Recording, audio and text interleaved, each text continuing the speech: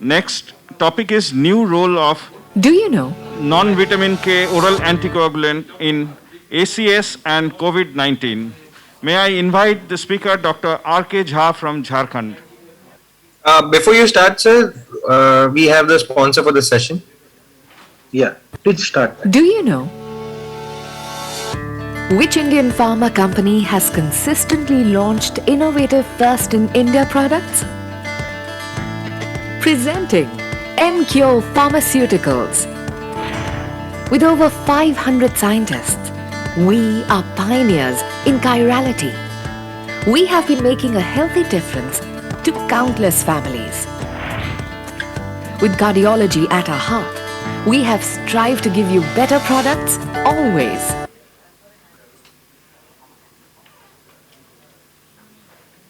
Can someone please allow me to share my screen? Yes, sir, you can go ahead now. You can share your screen. As Dr. Jha is going to discuss about NOACs and particularly after the COVID cases, because a lot of patients we get D dimer, raised D dimer, and if you go for this thing lower vein, lower limb color Doppler, they may get sometime the small thrombus in the lower limbs, and that may not be detected sometimes. So the NOACs are very good drugs in these cases for the preventive, because there are 3 to 6 months of 3 to 6 months of endothelial dysfunction after COVID. Yesterday I had a conference that they said that the endothelial dysfunction persists for 6 months even after COVID. So one should take care of the D dimer, and if there is any possibility of edema of leg or pain or thrombosis in the lower limbs, then NOACs are very helpful in controlling this, rather than to getting suddenly a pulmonary embolism and the patients all of a sudden dying after 2 months or 3 months of COVID coagulopathy. So Dr. Jha, please take the stage. Yeah, thank you, sir, and thank you for giving me this opportunity. Myself, I am Dr. Rajesh. I am working in Ranchi Artemis Heart Center. So today, actually, the post-COVID era, we know that the many patients are dying even the post-COVID, and even after the 6 month or 8 month of the COVID recovery, the many patients are dying because of the coronary artery disease, sudden cardiac arrest. Recently, we have seen one case. So I'm going to discuss on the COVID coagulopathy and the clinical consideration, risk factor, and the guidelines. So how does this COVID affect? We know that the clinical manifestation in the patient with COVID-19 is either it is associated coagulopathy or the disseminated intravascular coagulation. So if you'll see the major thromboembolic complications, it's the microthrombosis in lung, which is 81%. VT is 31, DVT is 25, and pulmonary embolism is again 80%. Arterial thrombosis is 3.7.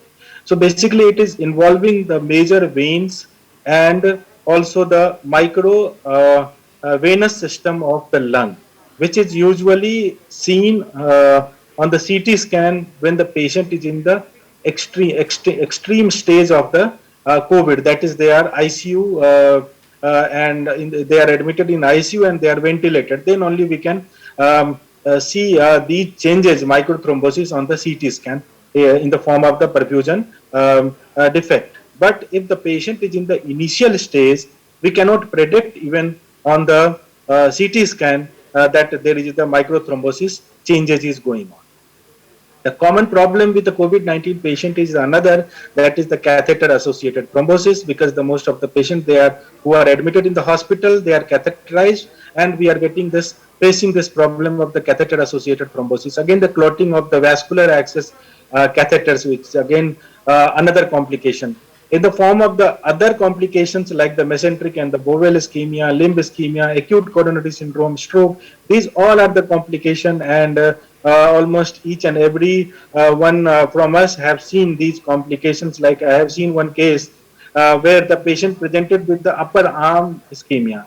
And he was recently COVID recovered patient. Initially, he presented with chest pain, and pain was radiating to the limb. And when later on we found that it was upper limb ischemia, and we did thrombolysis and everything, and the patient, the limb was, we saved that limb.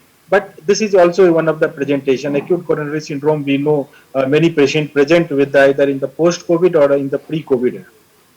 So, in situ immune thrombosis could explain the micro and the macrothrombotic manifestation of the COVID-19. And this is the basically the mechanism of the thrombosis. So the pro-inflammatory cytokines are the critically involved in the abnormal clot formation and the platelet hyperactivation. We know that the inflammatory stage start at the, say, after the first week, completion of the first week of the COVID infection, and that's why most of the patient comes with all this coagulopathy complication when they are in the 10th to 14th day of their infection, and so the cytokine storm and everything occur. And the SARS-CoV related, it leads to the angiotensin increase, cytokines increase, tissue factor increase, and the pi1 increase, and that all lead to the increase in the coagulation.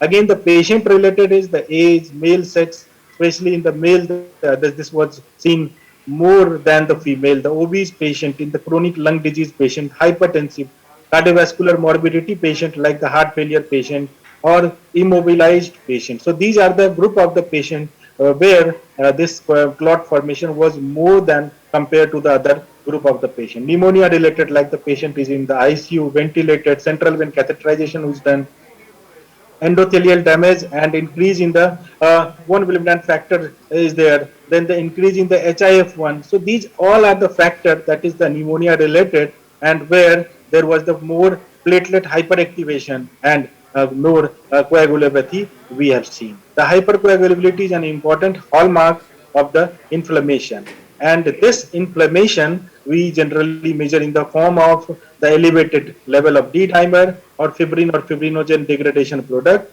mildly prolonged prothrombin time and activated PTT, then the normal or only mildly low platelet count, that is 100 to 115 to 10 to the 9 per liter. So what is the D-dimer level and its mortality risk associated? So the normal D-dimer is less than 0.5. So if the D-dimer is increasing only twice, that is more than 1, the risk of death is increases by more than 18 times. So we can see here that in the form of D-dimer, if the coagulopathy is going on, then the risk of death increases by more than 18 times. The clinical presentation of COVID-19 associated with coagulopathy is that of the highly prothrombotic state, and this state leads to all the death of the patient. Now the staging of the COVID-19 disease and the hemostatic abnormalities, it is done basically keeping the lung as the epicenter for the hemostatic abnormality, and the stage 1, 2 and 3 is done. Stage 1 are those group of patients who are the mildly infected COVID, and they are in the either in the ward or in the non-ICU facility center or at home, and these group of the patient were kept in stage 1. And here on CT scan there is no any finding of the ventilation perfusion dysfunction, and no the coagulation was any evidence of coagulation is seen on the CT scan. The D-dimer is 2 to 3 fold increased from the upper limit, and the platelet count normal, PT is normal, fibrinogen is increased, inflammation local, DIC not present, plasminogen activity increased. So these group of the patient, so the experimental therapy was the systemic LMWH prophylaxis versus the weight LMWH based versus the full dose of LMW. The second stage of the patient, those patients who are ICU admitted in the ICU, and the D-dimer is 3 to 6 times increased, the platelet is slightly reduced, the PT is minimally prolonged, the fibrinogen and inflammation is present, systemic inflammation is present, and the treatment was the systemic regular versus the double dose LMWH versus the full dose LMWH. The stage 3 of the patient group of the patient are those patients who are critically ill in the ICU, and they need either the ventilatory or the ECMO support. And these group of the patient where the T dimer was more than 6 times platelet was reduced and hyperinflammatory state. And this group of the patient, the experimental therapy was the systemic double dose LMWH prophylaxis versus the full dose LMWH thrombolysis. Now, the use of this anticoagulation is now again depends upon this staging of the patient, type of the anticoagulation, again the staging of the patient, and what dose should be given again depends upon the staging of the patient, keeping the epicenter as the lung. Now, the increase of bleeding and death risk, again, when we are moving from the stage 1 to stage 3, the increase in bleeding is also increases. And that is very important, that which anticoagulation and how much amount of anticoagulation we are using. And before using, we will have to do the scoring for bleeding in those group of patient also. And so the empirical full dose anticoagulation can be given based on the risk of thrombosis and overall low incidence of bleeding. So this is the 3 scoring which is done before starting the anticoagulation in any group of the patient. So the UDWA score, so basically it is the scoring, if the more than 4, then there is a high risk of venous thromboembolism.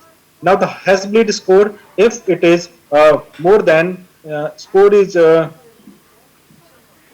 more than 3, then there is a high risk of bleeding again in this group of the patient. Now the overall DIC rate, the score is more than 5, and we can see here the scoring system.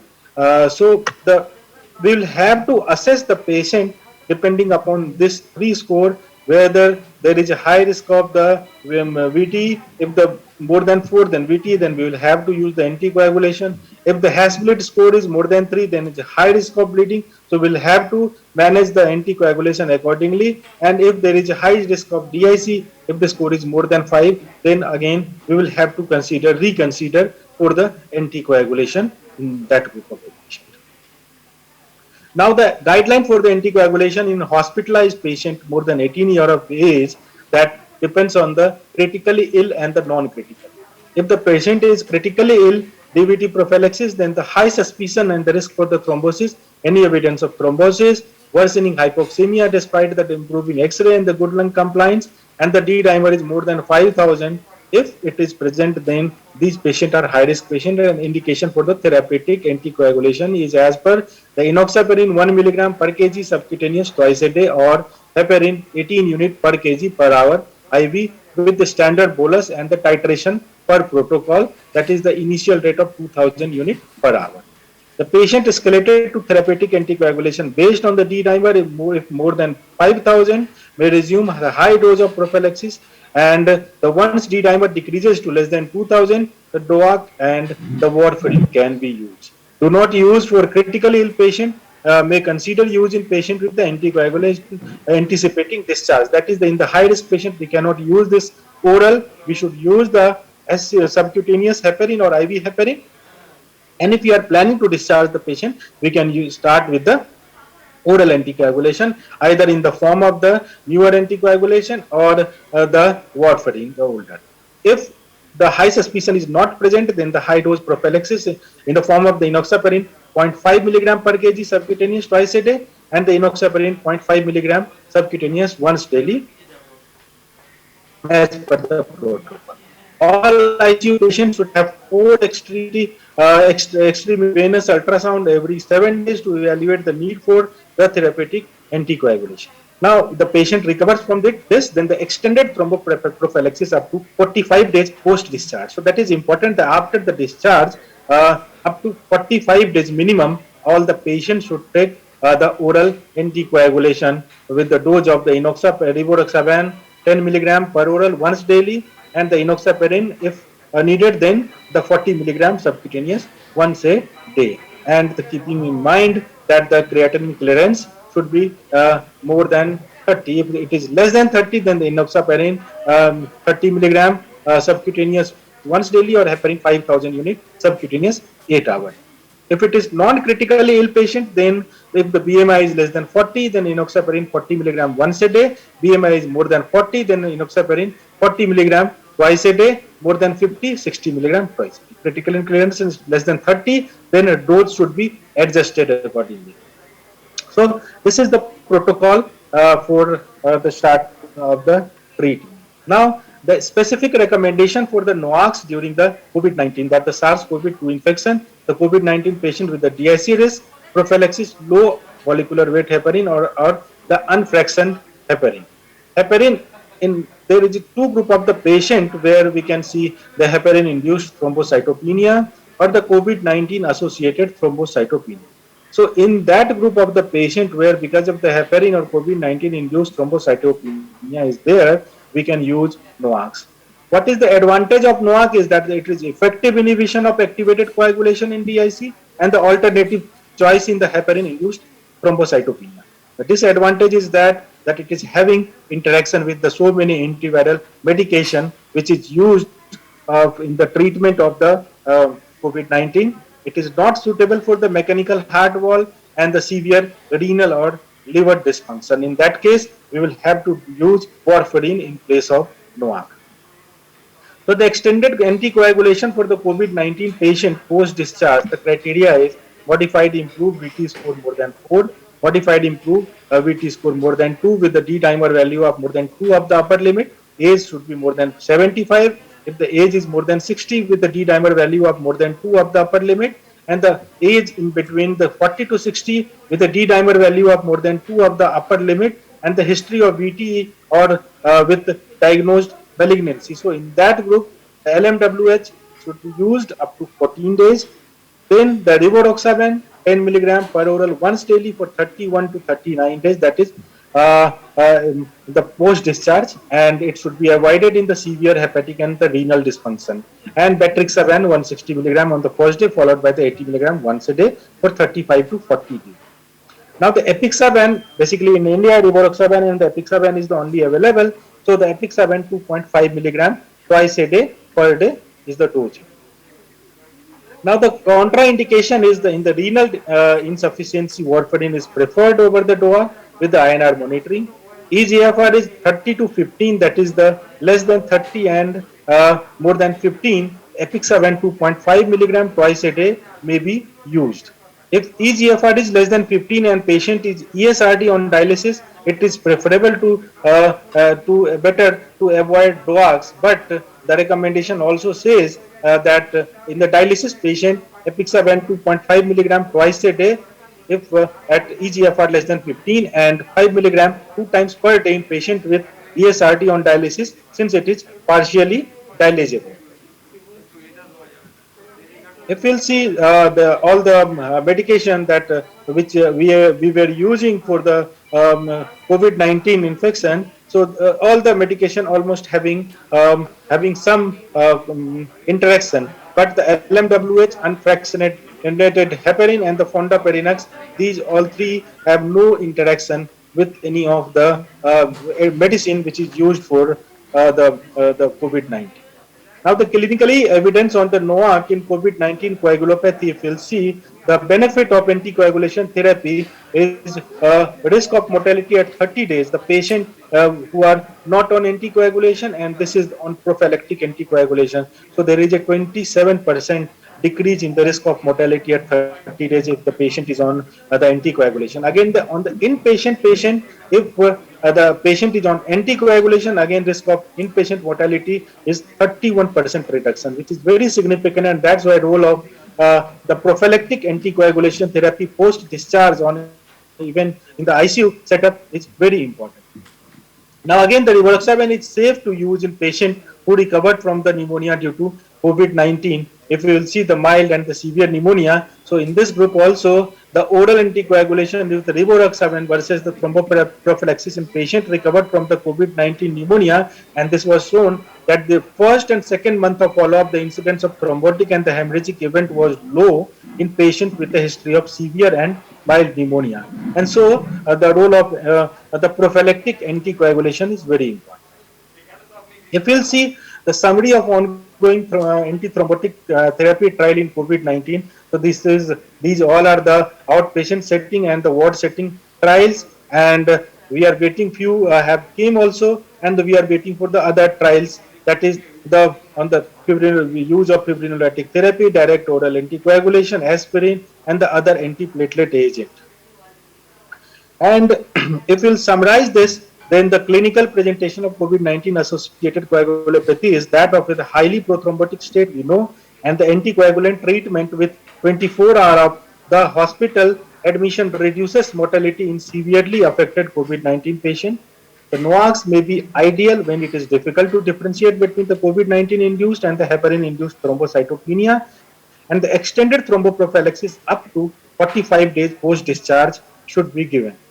The clinician can consider NOACs as the optimal choice when the oral anticoagulation therapy is indicated in the outpatient setting during the COVID-19 pandemic. So with that, I am closing this session, and another few slides I will discuss on the low dose of the rivaroxaban, that is the vascular protection beyond the anticoagulation.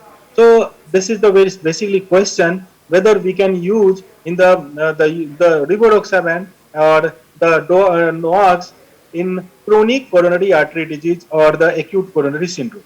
So earlier we were using the rivaroxaban and the apixaban in the acute coronary syndrome where the mode stent were used or high thrombotic burden was there. So in that case, we were using as a third part for a few days or maybe up to 1 month, and that was the out of the box treatment. So basically the few trials has been for the chronic coronary artery disease. So whether we can use already we are using DAPT since long, and the 3-year trial has also came that the DAPT can be safely used. So in place of DAPT, at one antiplatelet or one anticoagulation treatment, whether we can use in the chronic coronary artery disease or not. So we will discuss few slides on this. We know that the most frequently encountered scenario is the patient with the suspected CAD and stable angina symptoms or dyspnea, patient with new onset of heart failure or LV dysfunction and suspected CAD, asymptomatic and symptomatic patient with the stabilized symptoms, the asymptomatic and symptomatic patient more than 1 year after the initial diagnosis. That is, the more than 1 year is the very important point for now for the treatment with the anticoagulation. The patient with angina and suspected vasospastic or macrovascular disease, and the asymptomatic subject in whom the CAD is detected at screening.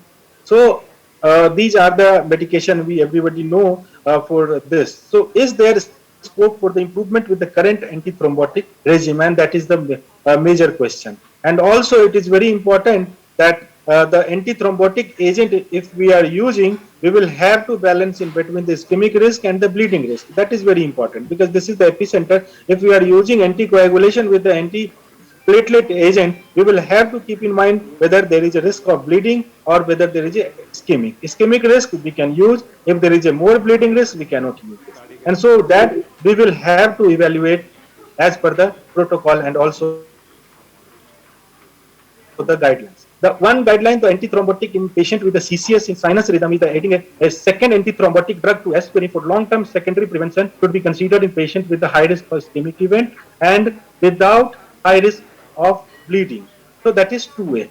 And the adding a second antithrombotic drug to aspirin for long-term secondary prevention will be considered in patient with at least a moderately increased risk of ischemic event and without high bleeding risk. That is 2B. Another antithrombotic therapy in patient with the post-PCI with AF or another indication for NOAC is that it is recommended that the peri-procedural aspirin and the clopidogrel are administered to patient undergoing coronary stent implantation. That is 1. And in patient who are eligible for NOAC, that is no valvular heart disease, it is recommended that the NOAC apixaban 5 mg twice a day, dabigatran 150 mg twice a day, and edoxaban 60 mg or the rivaroxaban 20 mg OD, that is single day, is used in preference to a VKA in combination with the antiplatelet therapy. So that is 1A. So if there is AF, there is a clear-cut indication of NOAC with the one antiplatelet agent, class of indication 1. If we'll see at the treatment option for dual antiplatelet thrombotic therapy in combination with the aspirin, that is the rivaroxaban 2.5 milligram. This is the vascular dose of rivaroxaban, that is Dr. 2.5 Jha, please milligram sum up twice your a day. presentation.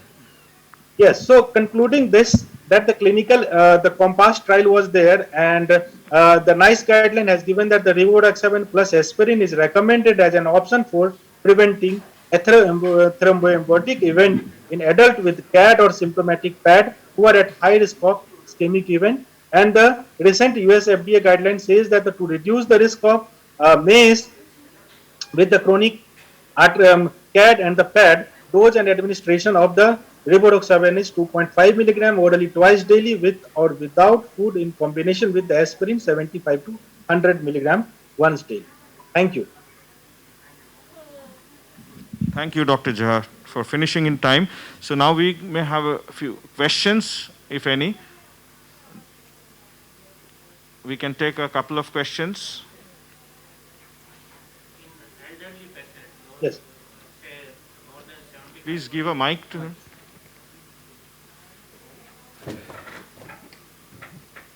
In elderly patient, age above 75, say 85 or 90 years age, which NOAC would you prefer if this renal function is normal? So if the renal function is normal, both the NOAC, we know there are three NOAC which is available, dabigatran or the rivaroxaban, the apixaban, any of the agent you can use. Basically, in the older patient, the dose of dabigatran, we know the 75, 110 and 150 is available. So we can use any of these drugs. But considering the twice a day dose and the single dose, rivaroxaban is preferable, especially 10 milligram once a day in the elderly patient also, and without any significant bleeding. From the bleeding point of view, again the rivaroxaban is non-inferior to the dabigatran. So it depends upon if the renal function and the hepatic function is normal, any of them we can use, and the rivaroxaban, the apixaban will be the preferable. Preferable is the rivaroxaban because once a day dosing is there. Hello. Patient on MI, old patient, ischemic heart disease, getting double antiplatelet and has got the AF. Now, which anticoagulant you prefer? Sir, like if the patient is already on the dual antiplatelet agent and it's not more than 1 year of the MI and with or without any intervention, so in that case, we can use one antiplatelet agent as per the recommendation, and second anticoagulation.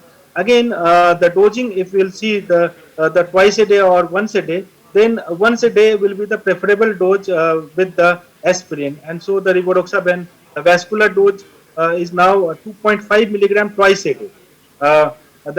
Considering the fact that there is the AF is not because of the valvular heart.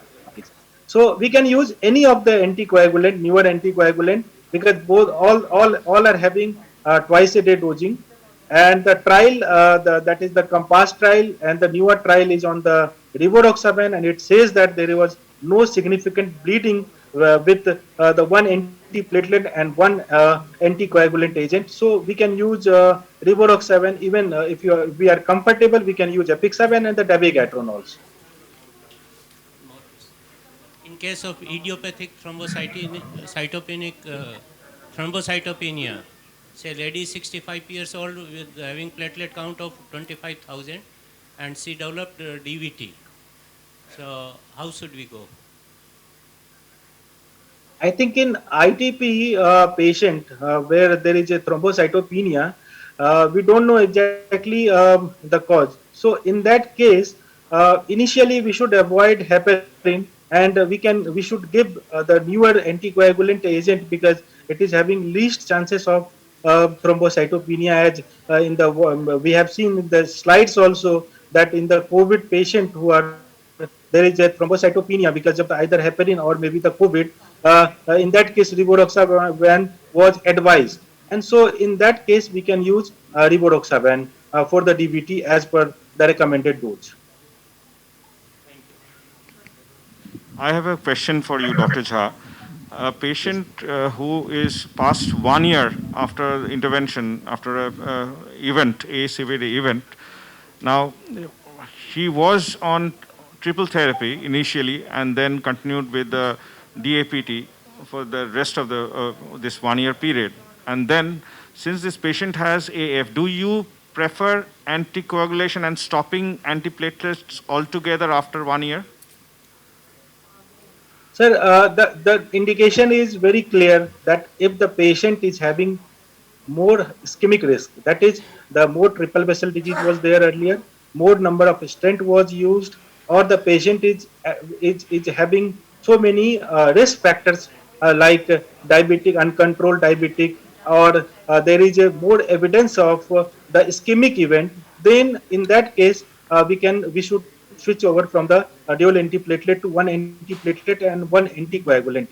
But if the patient is stable and there is no high risk of the ischemic event, then I think we should continue with the DAPT, because that is also having very good result up to, we are having data up to 3 years and without any excessive bleeding. One thing we will have to keep in mind that if we are evaluating the patient for the high ischemic risk, then we should also evaluate the patient for the high bleeding risk also before initiation of any of the anticoagulant agents. Thank you. Okay, thank you, Dr. Jha, for covering the subject very nicely. Now we should wrap up the session for the Thank you, sir. next session. Thank you. Thank you very much. Thank you, sir. Thank you, speaker. Thank you, chairperson, sirs.